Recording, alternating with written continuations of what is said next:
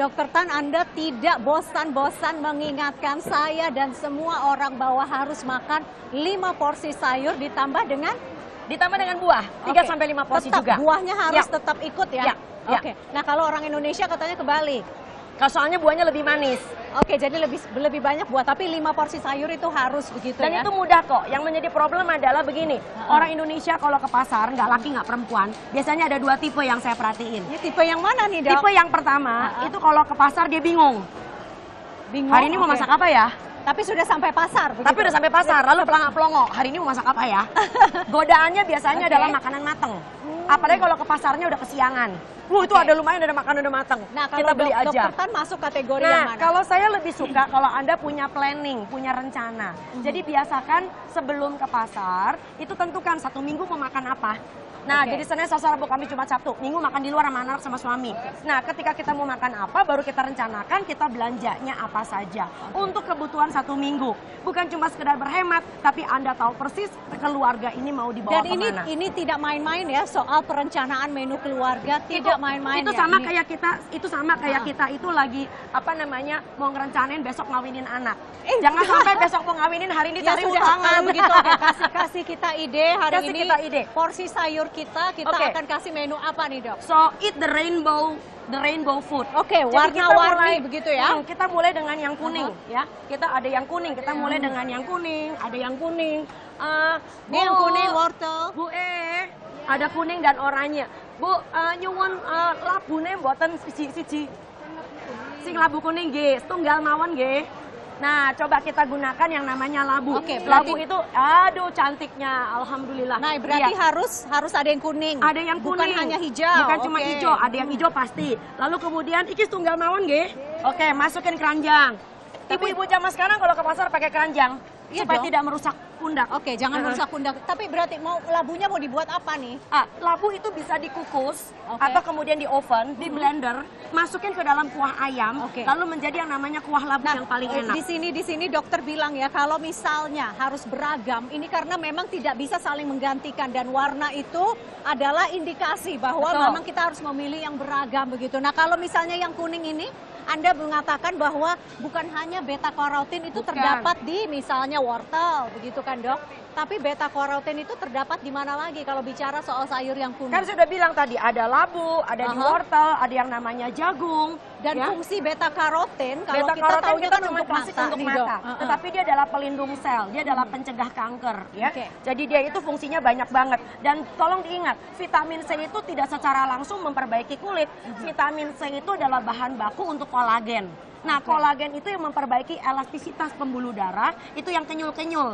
Bikin pembuluh darah kita jadi kalau tensinya rada naik, nggak jedes, nggak begitu. Oke, tapi berarti kalau bicara soal kolagen ya, berarti salah kalau misalnya kolagen bisa kita minum dan untuk memperbaiki kolagen. Izinkan tubuh kita yang membentuk, itu jauh lebih baik. Oke, nah itu dari yang warna kuning ya, Dok. Berarti dokter mau tambahkan apa lagi nih? Warna merah, kita nggak boleh lupa. Warna merah mengandung yang namanya astaxanthin. Astaxanthin dan punya lycopene. Itu ada di dalam tomat. Kita juga punya cabai. Cabai merah boleh. Bu, minta cabainya juga ya. Cabai lagi mahal ya, tapi nggak apa-apa, kita beli 1/4 kilo aja. Kata buat ibunya rasa. Kalau belum 100.000 belum mahal, ibu yang jual yang bilang, bukan kita ya. Tapi ini tetap ya ada? Tetap. Dan dia punya capsaicin, itu yang membuat rasa pedas. Ya. Lalu kemudian kita punya, di dalam sini juga bukan cuma sekedar vitamin A, bukan cuma sekedar antioksidan yang lain, kita punya namanya lycopene. Nah, lycopene itu juga untuk para laki-laki. Kita sudah terbukti ya, itu mencegah yang namanya hipertrofi prostat, pembesaran kelenjar prostat. Dan itu yang paling ditakutin. Dan dia membantu elastisitas sekali lagi pembuluh darah. Jadi siapa bilang penyakit yang tidak menular yaitu PTM yang kita cegah saat ini dari kanker, stroke, hipertensi, itu sebetulnya bisa dicegah. Bisa dicegah dengan menggunakan semua yang ada di dalam pasar kita, pasar tradisional. Oke, Dok, kenapa penting ya untuk menjaga elastisitas pembuluh darah kita? Pembuluh darah yang kaku bukan cuma sekedar membuat rasa kesemutan, bukan cuma sekedar hipertensi, tapi kecenderungan apalagi di usia muda udah kaku. Itu menyebabkan ketika tensi kita naik, lalu kemudian menyebabkan pembuluh darah lebih mudah untuk pecah. Dan itu yang kita tidak suka. Dan makan makanan yang penuh warna, makanan kemudian tadi yang tomat, kemudian yang merah, itu membantu elastisitas pembuluh darah kita masih punya yang ungu, itu namanya terong, kita bikin terong belado. Bu, Terongnya juga minta ya Bu ya. Terongnya juga. Ditambahkan juga nih. Tambahin 2. Tapi lalu kalau kemudian di balado nggak apa-apa? Nggak masalah, caranya balado adalah kalau mau potong-potong bukan selalu dengan minyak. Masukin ke dalam oven. Jadi dalam keadaan setengah matang, lalu kita masukin ke dalam cabai baladonya. Cabai balado itu merupakan, saya kayak orang Padang jadi. Iya, oke, baik. Jadi maksudnya tidak semua harus digoreng dulu. Enggak, digoreng. Masukin ke dalam oven, beri garam sedikit, cantik sekali. Oke, baik kalau begitu. Lalu kita juga punya yang putih, kita punya sawi putih. Kita punya yang namanya bawang putih. Itu mengandung alisin, mengandung quercetin. Nah, kalau alisin fungsinya apa, Dok? Alisin yang banyak di dalam bawang-bawangan itu sangat bagus untuk menjaga ya, bukan mengobati. Untuk menjaga kolesterol Anda, menjaga tekanan darah Anda, sekali lagi kelenturan dinding pembuluh darah. Jadi prinsipnya adalah penyakit tidak menular itu dengan sangat mudah bisa dicegah. Asal gaya hidup kita benar. Nah ini juga katanya kalau sayur yang putih seperti kembang kol, kemudian lobak dan sebagainya mengandung quercetin. Quercetin itu sangat baik untuk memperbaiki kadar kolesterol. Sekali lagi yang kita ngomong ini bukan tentang mengobati. Jadi tidak benar sama sekali kalau Anda sudah punya hipertensi, lalu sudah punya kanker, kita ke pasar aja kita obatin pakai makanan. Tolong diluruskan ya, itu tidak benar. Bawang putih jangan sampai buat dimakan bumbu. berkilo-kilo. Kalau dimakan gitu. nanti setan aja takut lewat. Oke, dari yang kita beli tadi, kita bisa bikin yang namanya sup. Ya, dan ini adalah sup bola-bola ayam. Dan ayamnya ini nggak usah dikasih tepung, nggak usah dikasih yang aneh-aneh.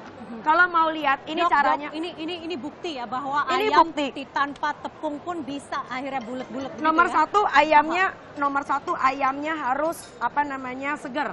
Lalu kemudian dicincang, lalu kemudian dibuat dengan menggunakan sendok teh biasa. Tolong dibulet-buletin. Nah coba lihat, lalu cemplung. Cemplungnya kemana? Jangan ke dalam sini. Cemplungnya ke dalam yang namanya kaldu ayam dari tulang ayam kampung yang sudah dimasak. Kalau mau bikin baksonya lebih bulat, nggak mau bakso hemat pangkal pelit, kita punya yang namanya tangan. Ceret. Nah, ini lalu kemudian kita ambil. Jatuh dia, Ada Dok. baksonya. Dok, ya, nggak apa-apa. Kita bikin lagi. Jangan mau takut. Dok, oke, ini jadi urusan kita kalau mau sehat bukan sekedar harus selesai di belanja ya, Dok ya. Betul. Tapi cara kita masak dan sebagainya. Betul. Belanjaannya bagus, tapi semuanya digoreng, semuanya dibakar, nggak bagus lagi sama sekali. Ayo, ya? siapa yang tersinggung? Jadi ini cukup daging ayam mentah digiling atau dicincang, kasih garam, kasih lada, nggak usah pakai telur putih, nggak usah pakai tepung ajaib. Ini kalau baksonya gede. Baik. Kalau baksonya hemat pangkal pelit, kita menggunakan telapak tangan. Ini bakso hemat pangkal pelit. Baik, Dok. Berarti alternatifnya kalau misalnya memang tidak boleh digoreng begitu ya. Tadi kan misalnya bikin balado, terongnya harus digoreng dulu biasanya. Terongnya begitu dipanggang, cukup masuk ke dalam oven. Alternatifnya, Dok ya. Alternatifnya selain direbus, dipanggang, diapakan lagi, Dok? Dipepes. Kita punya berbagai macam pepes dan kita punya yang namanya segala macam soto. Indonesia punya kekayaan 40 macam soto. Dari yang namanya soto Medan sampai dengan soto yang ada di Kepulauan Maluku. Jadi jangan pusing kalau tidak bisa makan gorengan ya. Baik, pemirsa tetaplah bersama kami. Selamat pagi Indonesia akan segera kembali.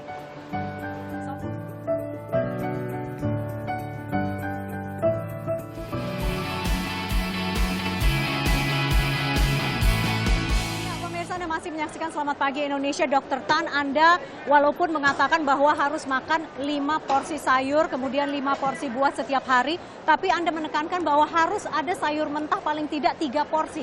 Kenapa? Apa bedanya sayur mentah dengan sayur yang sudah dimasak? Banyak orang tuh berpikir bahwa seakan-akan makan sayur itu sulit dengan memenuhi jumlah 3-5 porsi. Sebetulnya enggak.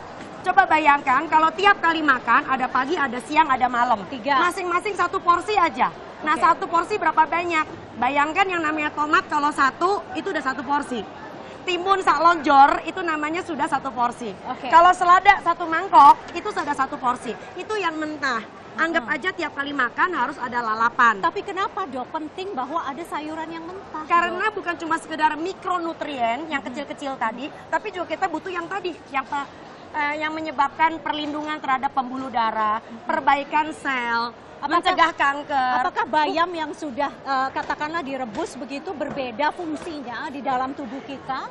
Begini, problemnya adalah kita makan sayur bukan cuma karena serat, ya, tetapi juga kita membutuhkan antioksidan. Banyak makanan yang lazim dimakan tidak dalam kondisi matang, tapi mentah. Ya, kalau ini jelas matang, tapi yang mentah. Nah, enaknya kita tuh harus punya serat. Kenapa? Karena serat itu bukan cuma buat ke belakang, tapi juga serat adalah salah satu cara untuk menjaga adalah supaya si gula tadi terikat. Serat itu mengikat gula. Jadi sangat salah kalau makan sayur di jus, makan buah di jus, makan apa adanya. Karena gula berikatan dengan serat. Serat ini mempunyai fungsi kontrol kadar gula. Jadi kalau begitu gula darah Anda cukup tinggi, maka serat akan nahan gulanya nggak boleh keluar. Tapi begitu gulanya mulai pelan-pelan dipakai, karena kita hidup dan kita kerja, baru serat akan mengizinkan gulanya masuk ke dalam aliran darah. So, lupakan jus, kita mulai dengan makan apa adanya. Oke, dan sayur mentah yang belum dimasak itu jauh ada lebih yang normal. penting. Betul. Jauh lebih penting. Jadi kita punya yang namanya ada selada, ada timun, ada tomat, kita makan terong lalap, ada lenca, tespong, kenikir, bawang bombay, paprika, kol. Dan itu semua Selamat harus datang lebih- di Indonesia. Dan semua itu harus lebih banyak karena memang tidak bisa digantikan fungsinya oleh sayur yang sudah dimasak. Yang matang, yang sudah dimasak. Oke, apakah enzimnya atau apanya, Dok? Sekali lagi antioksidan. Sekali lagi kita membutuhkan serat, ada yang larut dan yang tidak larut. Karena fungsinya berbeda. Jadi tetap makan lodeh, tetap makan sayur asam, tetap makan sup oyong. Tetapi jangan lupakan ada 3, ada yang namanya makanan lalap. Dokter, apakah semua yang segar dimasak dan semuanya ini bisa digantikan dengan sebuah pil yang isinya sayur-sayuran? Nggak ikutan deh. Tuhan nggak bikin pil. Satu hal lagi, mumpung ada di pasar. Anda tahu caranya ngebedain antara yang bagus dulu, Dok, ya. antara yang bagus, ini adalah makanan segar. Ini kebetulan bukan sayur memang, tapi ini adalah yang namanya hewan bernama cumi. Ini sotong. Ini adalah cumi yang sebetulnya udah saya masukin ke dalam freezer selama 3 hari. Ketika dia larut, ketika ditaruh dalam suhu ruangan, lihat, ininya masih letoy. Sungutnya, masih lembut ya, masih lembut. Dan ininya memang licin, ya. Oke, badannya memang tetap licin. Ini saya nggak beli di pasar ini loh ya. Saya pokoknya nemu aja, nggak usah tanya di mana. Ini adalah contoh cumi ya yang sudah kena formalin. Coba kalau Anda lihat, apa perbedaannya ya tadi? Ininya apa sungutnya? Oh, ini jatuh. Sungutnya ini tegak perkasa berdiri. Sungutnya tegak perkasa berdiri seperti udah nggak tahu, hanya Tuhan yang tahu Pak karena apa. Berarti ini sudah kena formalin. Ini sudah diawetkan, ini sudah kena formalin. Dan kalau dipegang ini rasanya aneh, nggak licin tapi keset. Ini kalau dimasak, dibumbuin, dibikin gulai, nggak berasa bedanya. Oke, baik. Bukan hanya makanan yang segar, tapi makanan yang jauh dari kimia. Pertama kita milih dulu kita mau makan apa, kita mau masak apa. Lalu pilihlah makanan yang benar, sumber makanan yang baik. Habis gitu cara masaknya mesti benar. Iya, jadi mutlak 5 porsi sayur dimasak yang benar, 3 harus mentah. Dr. Tan Shotien, terima kasih sudah menemani Selamat Pagi Indonesia di pasar pagi-pagi hari ini. Selamat pagi Indonesia. Pemirsa tetaplah bersama kami, Selamat Pagi Indonesia masih akan kembali. Saya Vivi Aledayahya, sampai jumpa. Rekan Vivi Aledayahya dan juga Dr. Tan Shotien, jangan lupa bawakan oleh-oleh langsung dari pasar sana ya. Bukan ngomongin insight kesehatan, tapi oleh-oleh yang nggak lupa ya.